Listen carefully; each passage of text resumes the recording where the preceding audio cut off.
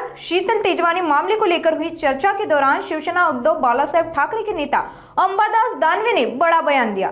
दानवे ने कहा कि गिरफ्तारी सिर्फ 1% लोगों की क्यों की जा रही है। अगर 1% वालों को गिरफ्तार किया जा रहा है तो 99% वालों की भी गिरफ्तारी होनी चाहिए।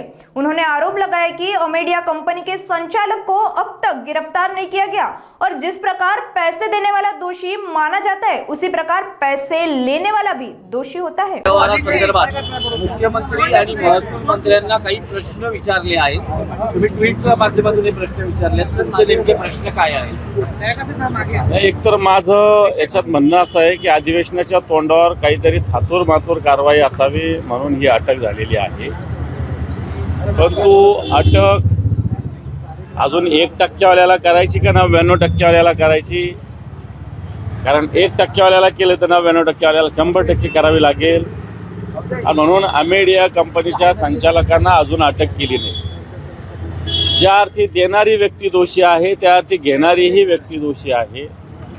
ओमेडिया कंपनी या व्यवसायात असल्यामुळं 1% वाल्याला आणि 99% वाल्यांचा भेद करता येणार नाही।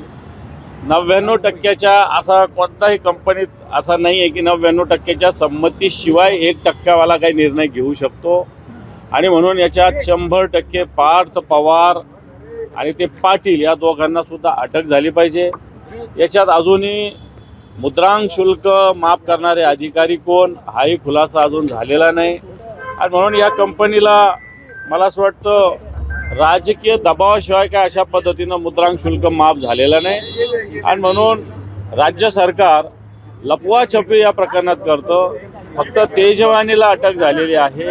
याच्यात पार्थ पवार आणि जे पाटील आहेत जे 99% आणि 1% वाले यांना सुद्धा अटक झाली पाहिजे।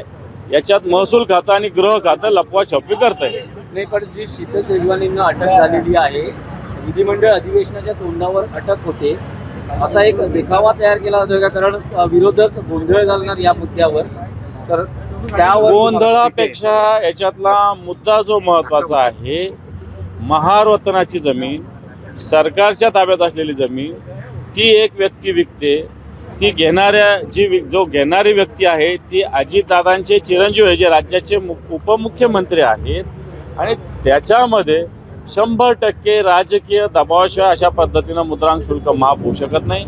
या अधिकाऱ्यांना माफ करता येणार नाही।